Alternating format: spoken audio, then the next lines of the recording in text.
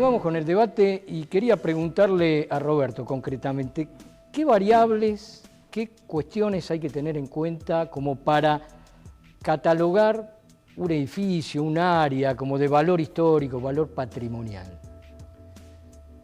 El grave problema que tiene estas decisiones es, grave problema en términos de comportamiento y reflexión ciudadana, ¿no?, al respecto, es que es un hecho subjetivo. No existe solamente el acontecimiento técnico cuando se cataloga un edificio. ¿Por qué le sumo el hecho subjetivo? Porque así como hay muchos actores sociales que comprenden al patrimonio como un fenómeno de belleza y de una estética necesaria para organizar el barrio en el cual vive, por ejemplo, hay otros interesados que son los propios dueños muchas veces de los edificios en los cuales se convierte el patrimonio en patrimonio en disputa. Muchas veces el propio dueño de la propiedad, que podría ser beneficiado, puesto en valor el concepto de patrimonio como un hecho virtuoso, es el primero que sufre las consecuencias por una devaluación inmobiliaria, por una cantidad. Cuando planteo este tema, quiero decirlo desde otro punto más amplio. Ninguno de los temas que estamos hablando, ni otros de los cuales nos preocupó en el inicio del encuentro, fuera de cámara inclusive, ha de existir en una ciudad si la sociedad no es consciente de lo que discute en términos de deseo inclusive. O sea, el concepto de estar orgulloso de su ciudad porque tiene un patrimonio inmobiliario catalogado, como existe por ejemplo en muchas ciudades europeas a las cuales uno lo reconoce desde el propio dueño de la propiedad, existe a partir de el propio ciudadano que en términos de comunidad le da valor ve virtuoso el hecho de tener el patrimonio catalogado. En Buenos Aires, por ejemplo, el tema del orgullo ciudadano respecto a su ciudad hoy, creo, está bastante devaluado. Y no por el gobierno de la ciudad, sino por un comportamiento cívico en general, confundido e híbrido en cantidad de temas que se han instalado, más allá de los intereses propios que la ciudad puede estar, inclusive desde el gobierno, instalando o el ciudadano queriendo. Se nota una cantidad de factores que están empezando a no tener una regla que conmueva al ciudadano como para decir el espacio público es un espacio a querer y cuidar. El patrimonio edificado es un espacio como edificio a querer y cuidar. Los lugares de convivencia ciudadana en términos de todos aquellos sitios que el ciudadano puede tener para admirar, querer y están cuidados, pero por el propio ciudadano. Y este es un punto que inclusive hay que admitir. Es el propio ciudadano el primer planificador de su ciudad. Tiene que empezar por él. Fernando, querías acotar algo. Yo quería acotar un ejemplo exitoso de conservación y desarrollo que es en el Distrito Tecnológico, en Parque Patricios, donde se pudo recuperar gran parte de las empresas industriales de la zona que tenía valorización muy importante por sus vecinos, sin cambiar la morfología del barrio, pero incorporando la economía. O sea, aquí el factor de desarrollo económico es importante y la preservación se va a dar siempre que tengamos el desarrollo humano, el desarrollo de infraestructura, o sea, que no solamente la catalogación en sí mismo, sino darle un sostén económico, social, cultural que permita ese desarrollo. En el caso de Parque Patricios es un ejemplo claro donde las ex fábricas que estaban abandonadas y que de hecho la normativa permitía el desarrollo de edificios en altura, el gobierno de la ciudad tuvo una política activa de conservarlos, pero no conservarlos en sí mismos, sino refuncionalizarlos, darle valor a partir del desarrollo de la tecnología. Ahora, hay también un tema, ¿no? Yo pensaba con respecto a esto de respetar la morfología existente. Yo, digamos, no sé qué opinan ustedes, si esto es siempre lo adecuado, porque en realidad hay veces que hace falta por ahí en determinados lugares que tienen un perfil bajo, generar otra densidad, porque en realidad eso sería más favorable para ese lugar. Yo pienso en los barrios, por ejemplo, del sur de la ciudad de Buenos Aires, que es algo tan, digamos, querido por todos y que también vos lo señalabas como para evitar esta concentración que se da hoy, que obviamente el progreso, la construcción y demás vaya hacia esos barrios y que en general son barrios bajos, que tal vez obviamente con una mayor densificación, hasta los propios vecinos hasta los propios vecinos, pienso yo, estarían contentos de que esto se diera, ¿o no es así? ¿Usted? Y yo creo que habría que preguntarles primero, ¿no? Porque muchas veces hay como conceptos establecidos de justamente desarrollo es edificación en altura, que no son los únicos parámetros que hay. Hay algunos lugares, yo creo que los lugares que están consolidados como edificación baja, los vecinos quieren conservarlo. En general, yo no te estoy hablando de casos particulares, pero el reclamo hoy en día es que se preserve la identidad de ese barrio, porque en la medida en que vos permitís la construcción sin planificación de edificios en torre o edificios en altura, también cambia el perfil del barrio, cambia el nivel de tránsito, cambia una serie de variables que tienen que ver con ese cambio. Y que hay que ver si el vecino es lo que el vecino quiere o ese cambio propuesto lo están proponiendo un grupo inmobiliario que no está interesado particularmente en mejorar la calidad de vida del barrio, sino en hacer un negocio. Yo creo que en eso hay que diferenciarlo y, como vos decías, hay que implementar sistemas de participación que permitan que estas decisiones no sean unilaterales o de una sola persona. Hay ejemplos de otras ciudades en el mundo donde, frente a construcciones nuevas o proyectos inmobiliarios nuevos, se sientan en una mesa todos los actores de esa comunidad para plantear las problemáticas posibles, para plantear soluciones y establecer un diálogo que es necesario en la construcción de cualquier ciudad. En este sentido, por eso yo creo que la implementación de nuevos sistemas de participación que hasta ahora no están implementados, tenemos una democracia que es joven todavía y tenemos mucho por delante, pero yo creo que es hora de implementar nuevos sistemas y propuestas también más jugadas, donde el negocio, estamos en un programa donde lo ven muchos desarrolladores o gente interesada en la cuestión inmobiliaria, tomar modelos en el mundo donde han justamente logrado un equilibrio entre el desarrollo y el negocio inmobiliario y la preservación del patrimonio de una determinada área.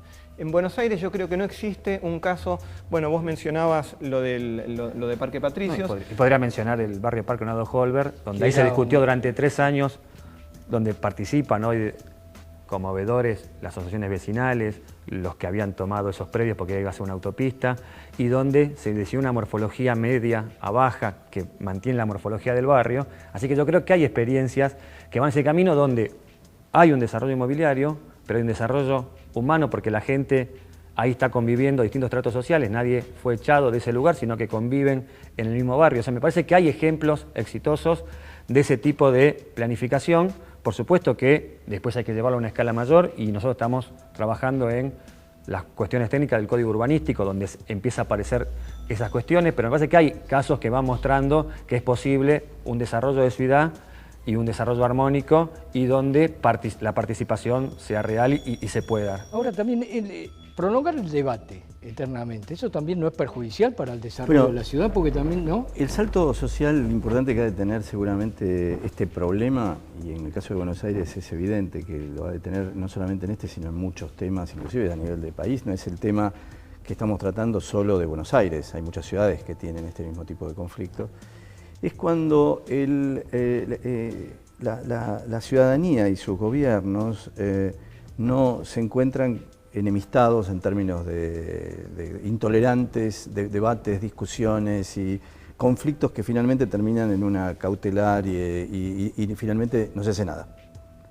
Porque en general se ha instalado también en una cultura de polemizar eternamente frente al tema y no trabajar sabiendo que, explicabas muy bien, hay una cantidad de sociedades que tienen claro de que el proyecto, a lo mejor presentado, es un proyecto extremo dentro de una circunstancia posible de desarrollo de ciudad.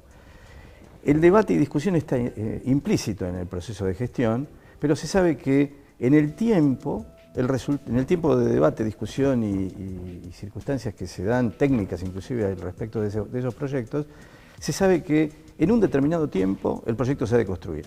Pero se ha de construir, no es que no se ha de construir. El problema que tiene hoy nuestra sociedad es que se instalan diferencias de confrontación en donde la circunstancia política lleva a que aquel proyecto que queda cruzado con esta discusión, muchas veces se sabe que no se ha de construir.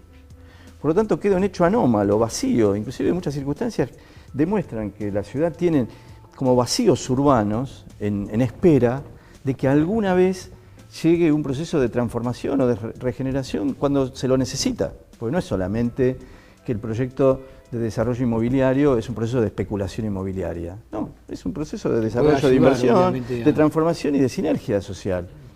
Me parece que el camino que debemos elegir en algún momento, y esto es un tema técnico también, que a lo mejor en la mesa no tiene por qué profundizarse, pero sí exponerse, es que además de una mesa de debate, discusión legislativa o de polémica, existan mesas de trabajo que podamos llegar a acuerdos, que las partes en general tengan la plena voluntad, inclusive fundamentalmente la ciudadanía en muchos casos, de advertir la necesidad de imponer sus ideas, pero al mismo tiempo permitir que las cosas se construyan. Igual, con todo respeto, pero nosotros hemos hecho en la Comuna 8 planeamiento participativo, donde, o sea, en la Comuna 4 hay una vocación. De hecho, no puede haber planeamiento hoy sin participación. Es imposible. Si alguien hoy quisiera planificarlo, sería imposible.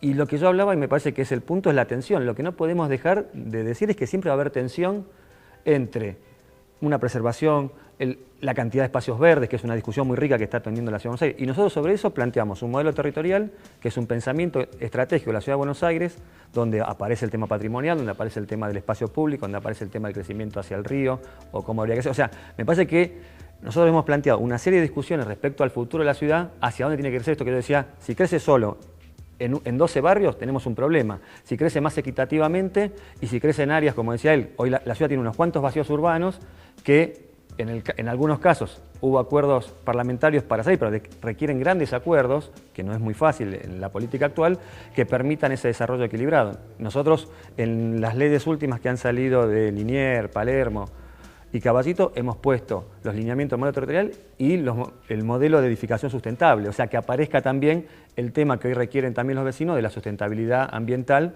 que no es un tema menor y que el desarrollo inmobiliario está teniendo en cuenta porque la ciudad requiere una mejor calidad de vida. Bueno, la verdad que nos quedamos cortos con el tiempo, les agradezco mucho, pero me parece que lo importante y lo central es sobre lo que se habló aquí, ¿no? O sea que en una ciudad como Buenos Aires, una gran urbe, con muchos intereses, con mucha gente viviendo, con muchos habitantes, la crisis o las diferentes opiniones son inevitables. Lo importante justamente es tener en claro que lo que se quiere es el bien de la ciudad y de la calidad de vida y trabajar en ese sentido y honestamente todas las partes, ¿no? Y, bueno, así que muchas gracias y seguiremos en otro programa.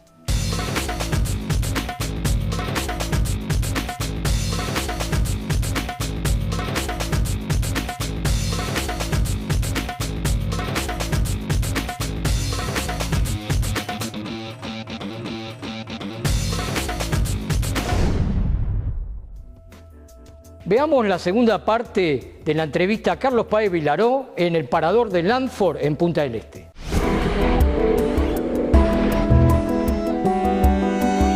Casa Pueblo podríamos decir que es una casa que se hizo en trueque. Todo el mundo me ayudó a hacerla. Esa fantasía que yo tenía en mente fue realizada gracias al apoyo de los amigos que estaban muy sensibles a darme un piso de baldosa por un cuadro, a darme una ventana por un cuadro. En ese momento para mí la pintura era solamente un billete con el cual yo pagaba mi existencia, mi dentista, mi viaje, mi pasaje. Y lo digo con orgullo porque realmente fue un sacrificio muy grande realizado. Fíjate que estamos hablando del año 58, donde no había tenía que cruzar los alambrados a la noche, las temporales que azotaban el lugar. Posteriormente, después de 10 o 15 años después, algún amigo mío se animó a construir. O sea que mientras tanto mantuve el placer de administrar mi soledad.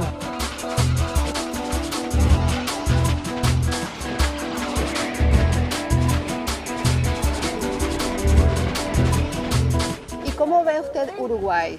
¿Cuál es la diferencia en cuanto a desarrollo?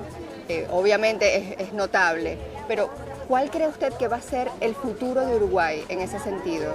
Bueno, el futuro de Uruguay está garantizado por gente de grandes calidades, como el caso del presidente Mujica, que realmente su filosofía es Uruguay, representa, Tabaré Vázquez, y una serie de personajes que han tenido la suerte de tomar el timón.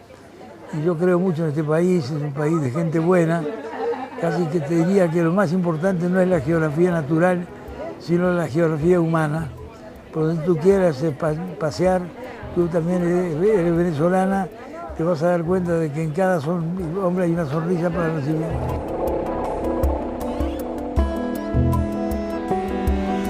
¿Cómo definiría Casa Pueblo y por qué venir a Casa Pueblo? Bueno, Casa Pueblo es un barco blanco encallado en los acantilados de Punta Ballena, con una tripulación activa que se divide en varios cuerpos.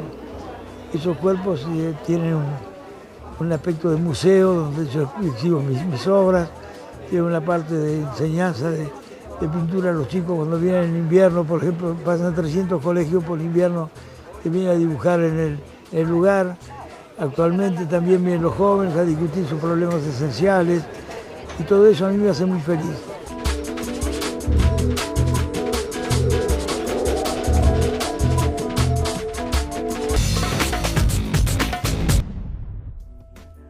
Vamos a ver la segunda parte de las entrevistas en el Salón Inmobiliario de Punta del Este. Entre ellas, al vicepresidente del Uruguay, Danilo Astori.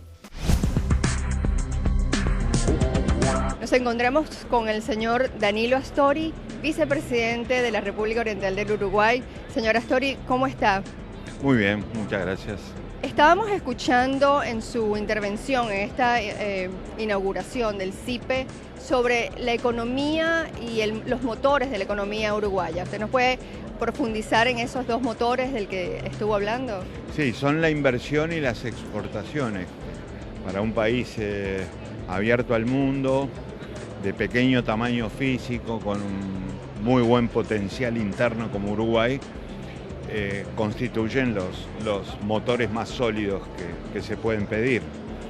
La inversión está creciendo muchísimo, me refiero a toda la inversión, la pública, la privada, la nacional, la del exterior, y realmente no solo está explicando el crecimiento futuro, sino que está contribuyendo a explicar en una proporción muy importante el crecimiento actual del país.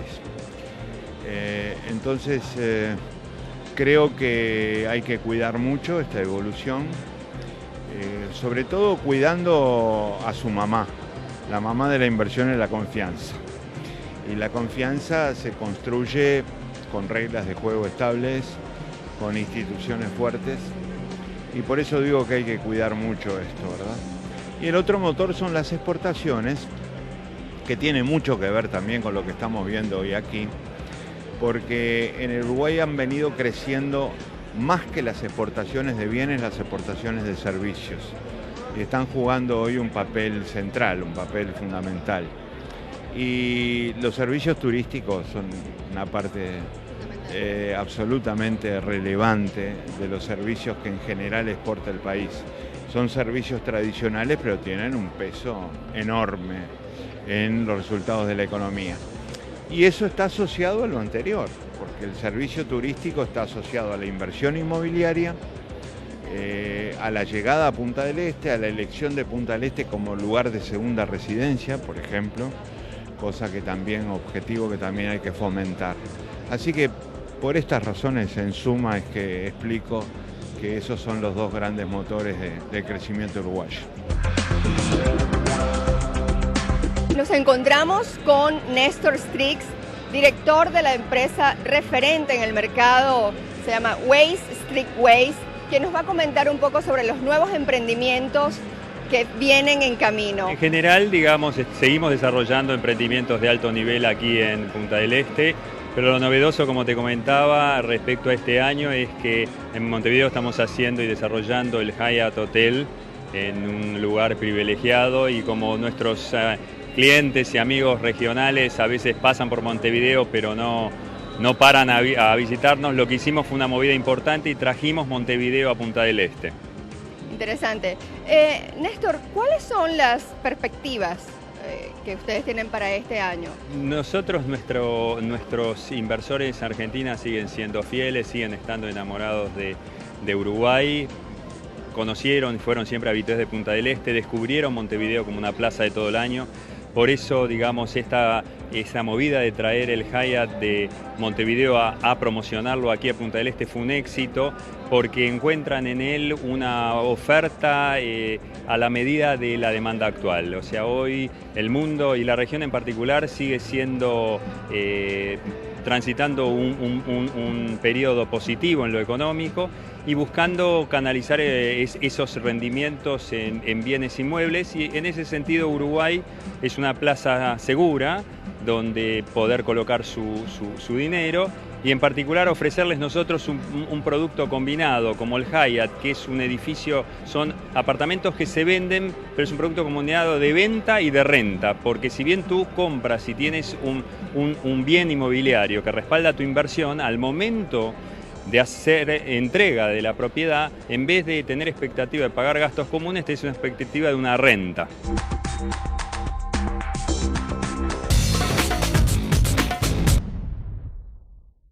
En este bloque de reporte inmobiliario, junto con Germán Gómez Picasso, vamos a repasar las cifras de una encuesta que publicamos en el día de hoy en Reporte Inmobiliario, que tiene que ver con marcha de mercado, expectativas de este recién comenzado año 2013 y acerca de cómo se ve la situación de valores y distintas cuestiones. Esta encuesta la hicimos en conjunto con la revista Mercado y con la consultora especialista en investigación de mercado, O'Panel, y fue respondida por más de 1.600 personas. Y Germán, recordanos puntualmente cuáles son las cuestiones más destacadas de esta encuesta. Sí, lo que me gustaría justamente destacar es que esta encuesta está direccionada a 3 grupos muy particulares. Un grupo es desarrollistas y constructores, después inmobiliarios y comercializadores, y por último a inversores o usuarios con interés en compra de propiedades. Entonces, bueno, les voy a contar algunos de los resultados según cada uno de estos segmentos que fuimos preguntando. Por ejemplo, si hablamos de los desarrollistas y constructores, les preguntamos, en los próximos 12 meses, ¿qué creen que va a pasar con los costos de construcción? Con los costos. ¿Cuánto sale construir un metro cuadrado? Claro, ¿cuál es la perspectiva? El 83% cree que obviamente van a aumentar los costos y un 17% dice que estos se van a mantener estables. Ahora, a este 83% que dijo que se van a incrementar, les preguntamos en qué porcentaje. Y el promedio de las respuestas nos da 24,6%, incremento de costos para los próximos 12 meses. Más o menos en línea con lo que fue el incremento en el 2012, incluso un poco por debajo. Muy similar, muy similar. Después a los mismos desarrollistas les preguntamos también cómo cree que van a evolucionar los precios de la tierra en dólares, de la tierra desarrollable, o sea, terrenos con posibilidad de construcción. Ahí la primera mayoría habla de que se van a mantener estables, el 59%, en dólares estables. La segunda gran mayoría dice que se van a reducir un 30% y después un pequeño porcentaje, 11%, dice que se van a incrementar. A quienes dijeron que se van a reducir también les preguntamos qué expectativa, qué porcentaje ellos creen que se va a reducir y en promedio hablan de un 16,5%. O sea que la gran mayoría habla más que nada o de estabilidad o de reducción de precios. O sea, esto está hablando como que, digamos, hay una tendencia que no se pueden seguir avalando determinados costos de tierra, sí, como se venían avalando en dólares. Con aumentos bastante marcados anuales, ¿no? Lo que veníamos viendo en los últimos años. Después una pregunta también interesante, le preguntamos tanto a desarrollistas como inmobiliarios qué acciones colaborarían más para que la actividad inmobiliaria retome los niveles del 2010. En este caso tenían algunas opciones, pero también ellos podían tipear sus propias opciones. Por ejemplo, los desarrollistas dicen que las acciones que colaborarían a volver a niveles de actividad similares a los del 2010 serían, primero, ampliar la oferta de crédito hipotecario. Segundo, desactivar el cepo cambiario. Y tercero, estabilizar los costos de construcción. Esos los desarrollistas. Los desarrollistas. ¿Y los Ahora, inmobiliarios? Los inmobiliarios primero destacan desactivar el cepo cambiario. O sea, ponen primero las restricciones cambiarias. Exacto. Segundo, ampliar la oferta de crédito hipotecario. Y tercero, estabilizar los costos de construcción. Más allá de que los desarrollistas hablan de ampliar la oferta de crédito hipotecario y los inmobiliarios desactivar el cepo cambiario, en las tres primeras respuestas hay una gran coincidencia en los dos grupos. Coinciden y es auspicioso, digamos, que la expectativa está puesta en el crédito hipotecario, ¿no? Que sería algo que por ahora sí es deseable y la verdad que haría falta que fuera posible, ¿no? Seguro, seguro. Después otra pregunta que le hicimos a comercializadores, a inmobiliarios, es si en los últimos 3 meses habían modificado el valor de oferta en dólares de las propiedades, de su cartera de propiedades. El 50% dice que sí, el 50% dice que no. Que no lo modificó. No los modificó, sigue manteniendo los mismos valores que tenía durante el último año. Ahora, los que dijeron que sí, les preguntamos en qué porcentaje los habían modificado. Bueno, la primera gran mayoría dice que los redujeron hasta 10%. Un 43% de los encuestados dijeron que los redujeron hasta 10%. Y la segunda gran mayoría que los redujeron hasta 20%. O sea, pero igualmente sigue siendo una minoría dentro del mercado, porque es un 25% claro. A su vez del 50%. Exacto, o sea, sigue siendo una minoría aquellos que ajustaron los valores en dólares. Sí, pero está básicamente el gran porcentaje en estos dos rangos, hasta 10% y hasta 20% en dólares, pero como vos decís, una minoría de toda la muestra. Otro de los elementos que consultamos es a los comercializadores de propiedades, cuál es el tipo de cambio que están usando para el cierre de operaciones. Primer gran mayoría habla de un cambio intermedio, lo que se le dice el dólar celeste. Segunda gran mayoría, cambio muy cercano al paralelo. Y tercer gran mayoría, cambio paralelo. Con respuestas cambio oficial o cambio cercano al oficial, prácticamente no hubo respuestas. Lo que pasa es que hay que tener en cuenta que si sumamos el porcentaje cambio cercano al paralelo y cambio paralelo, sumamos el 56% de los votantes. Bueno, la verdad que son datos todos muy ricos, muy interesantes.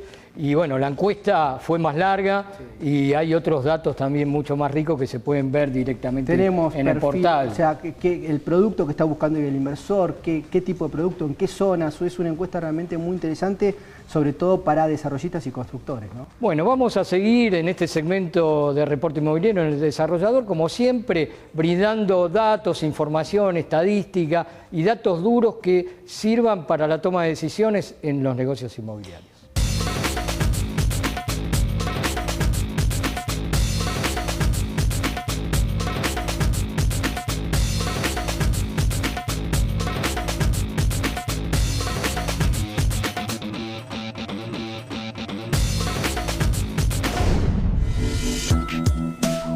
Esto fue el Desarrollador.